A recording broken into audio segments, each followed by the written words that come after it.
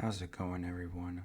I am back for UFC 279 on September 10th, 2022. Chimeav versus Diaz in a welterweight bout.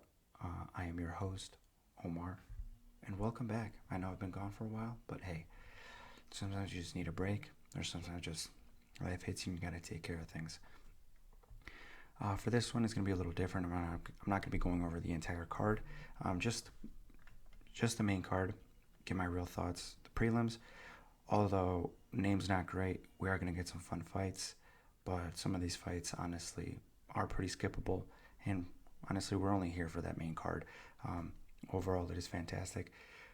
I will touch on Dawodu Arosa. That is the prelim headliners. It was actually an underrated, fantastic fight.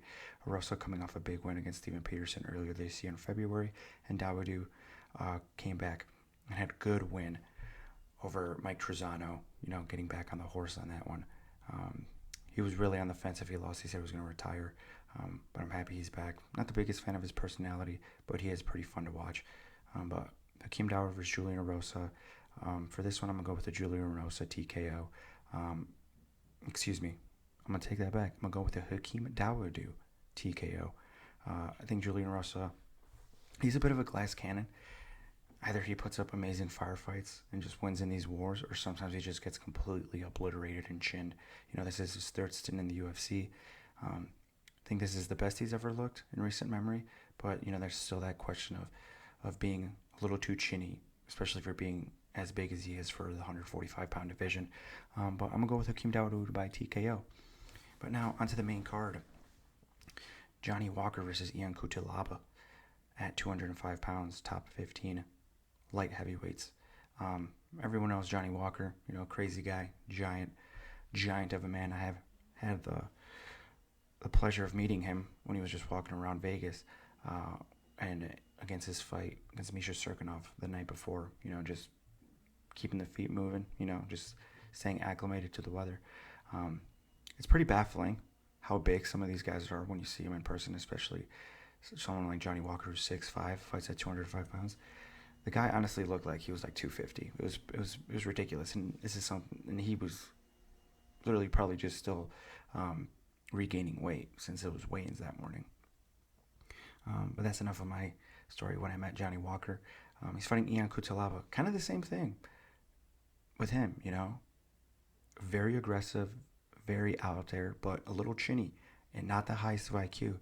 So I feel like we're going to see a one-round, sloppy slugfest of a fight, kind of a bit of a throwback fight, but these guys just being more explosive and more technical for probably the first 30 seconds. Honestly, Ian Cutelaba is good when he's focused and disciplined, but I just don't see him doing that against Johnny Walker, since he's going to think Johnny Walker has no chin. He's been TKO'd 5 times. I'm just going to go out there and knock him out. But Johnny Walker, it seems like he's in good spirits now. It seems like he has a good team behind him. He always seemed off a little bit before on this losing streak he's been on. He's had 2 losses. His last win was against Ryan Spann. Also a chaotic first-round fight where he got dropped. He was on rubbery legs. Dude was doing the chicken dance. So I must see. But honestly, my pick for this is going to be a Johnny Walker TKO. I just think Johnny Walker is fast enough and explosive enough to catch someone like Ian Cutelaba, cold. Ian Cutelaba can beat a lot of the guys outside of the top 25 echelon of fighters. But, when he gets in there against some of these higher-level guys, he just can't really hang, and his fight IQ shows. So I'm going to have to go with the Johnny Walker first-round TKO. All right, moving on. Irene Aldana versus Macy Chiasson, top 10 women's bantamweight fight. Irene Aldana having a bit of a hiatus. She hasn't fought in quite some time. I believe it's been over a year. Macy Chiasson fought earlier this year, got a win over Norma Dumont, who was actually on the prelims. She fought her at 145, though. Personally, I didn't think she won that fight. It was quite a boring fight, mostly clinch fest. But, she got the W, and she did what she had to do. Irene Aldana, like I said, has been off for quite some time. She is coming off a win against Yana Kunitskaya. She actually bludgeoned Yana Kunitskaya. That was on the Poirier McGregor 3 card. showed that she still has power. Showed that Holly Holm loss wasn't the best of what we see from her. And for this, I'm gonna have to go with an Irene Aldana win via decision. I think Aldana's boxing and size is gonna negate Meishi Chiasson. Is gonna negate her pressure. And what Meishi Chiasson likes to do is use her size a lot and pressure. Aldana's a big girl as well, man. She's struggled before making 135 pounds. I hope both of these ladies make weight. I know it's still early to tell. But Aldana's just a better technical fighter, way better boxer. And I hope this time off has rejuvenated her and want her to come back and get a good win. So hopefully get a title shot against Amanda Nunes, since she does have a win over, real quick, Caitlin Vieira, who Vieira arguably beat Holly Holm, but Irene Aldana flatlined her in one round, which is pretty rare in women's MMA. But I'm going to go with an Irene Aldana unanimous decision win. All right, onto the feature fight. Kevin Holland and Daniel Rodriguez.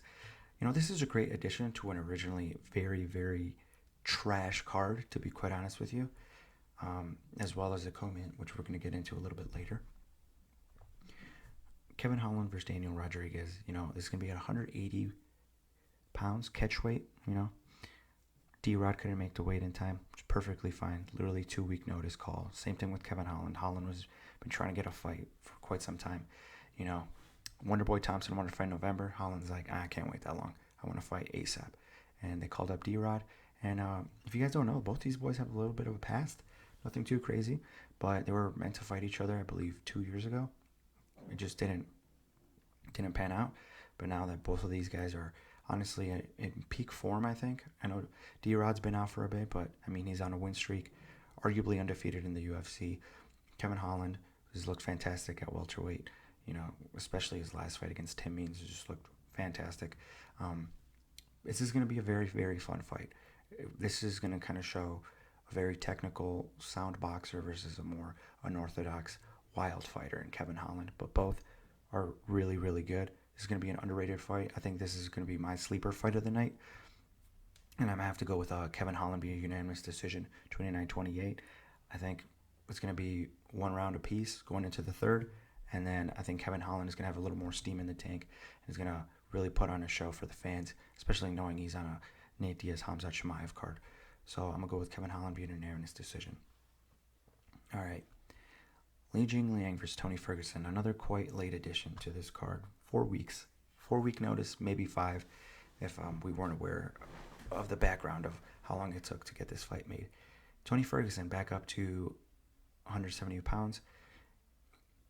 He won the Ultimate Fighter at 170, and surprisingly, he was knocking a lot of dudes out. I know some people like to say, well, those are lower level guys. True, but that just shows how much power Tony Ferguson has at 170 pounds. And I wish this fight didn't take place 4 weeks out of it being announced, especially when Tony Ferguson was KO'd. I believe it was 3 months ago against Michael Chandler. Front kick to the head KO in the second round, flatlined. Tony Ferguson was out for quite some time. I wish he had taken more time off to come back, especially against a power puncher like Li Jingliang, who's coming off a big KO over Muslim Salikov. I'm a little worried for Tony. I'm not counting Tony out. I don't think he's going to get chinned in the first round. I do think he's going to get beat up a bit, and I do think he's going to have problems with his size. I think having the extra 15 pounds of weight on him is going to help his chin a lot, and his speed. Even though Tony was never the fastest guy at lightweight, I still think he's going to be a little faster than Li Jingliang. Especially knowing Li Jingliang is showing a lot of respect towards Tony Ferguson on the embedded episodes. So I do think he's going to be a little hesitant and show some respect. Li Jingliang does have holes on the ground. Tony Ferguson could exploit that if he does try to take it to the ground. He does have a wrestling coach to this camp. He does have a full camp with coaches where they're letting him dictate where things go. So that does make me happy. But I'm going to have to go with a Li Jingliang unanimous decision win, 29-28, with Tony Ferguson having a good third round. All right, on to the main event. Now, before we get into the actual fight itself, just want to get into the MMA community, the MMA fandom, the casuals, the diehards, and the in-betweens. Everyone thinks that Nate Diaz is out here getting put on the chopping block, and that Khamzat Chimeav is the guillotine to cut Nate Diaz's head off, and that this is the most absolute despicable thing. Even you have Dan Hardy being absolutely ridiculous, saying that this is attempted murder, that someone should actually be charged for this. No, it's not. Nate Diaz is coming off a loss against the previous number 3 welterweight in the world, against Leon Edwards, who happened to just KO Kamaru Usman, arguably the second greatest welterweight of all time, and Nate Diaz did actually pretty freaking good in that fight. He did pretty good. He did pretty freaking good. Nate Diaz was never stunned or rocked that hard. He never ate a head kick from Leon Edwards that bad. He did get beat up. And if anything, Nate Diaz had the biggest moment of the fight, rocking Leon Edwards in the 5th round. And that's the only thing everyone remembers from that fight. And everyone says, oh, Nate still got it back then. Everyone say Nate still got it, this, and that. He's still good. Nate technically won that fight. Even though he lost, he still has the fans. Now all of a sudden, he announced he's fighting Khamzat Chimeav. Oh my God, bloody murder. This is ridiculous. Oh my God, I can't believe this. Dana White, you're a freaking monster. Shut the hell up. You fans need to shut the hell up. You fans are part of the problem, honestly. I wouldn't be upset if Nate Diaz won. I'm not a big Nate Diaz fan. Because, I've been watching this sport for quite some time.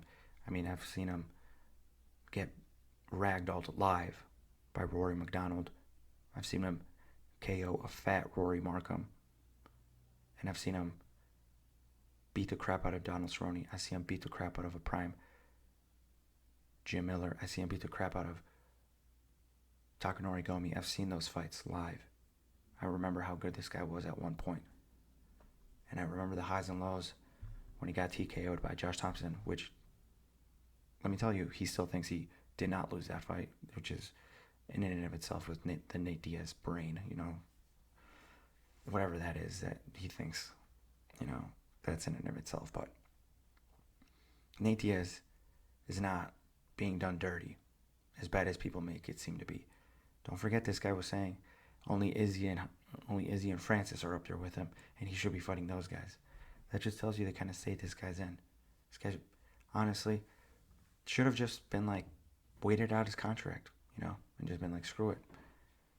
But no, he's over here, constantly complaining.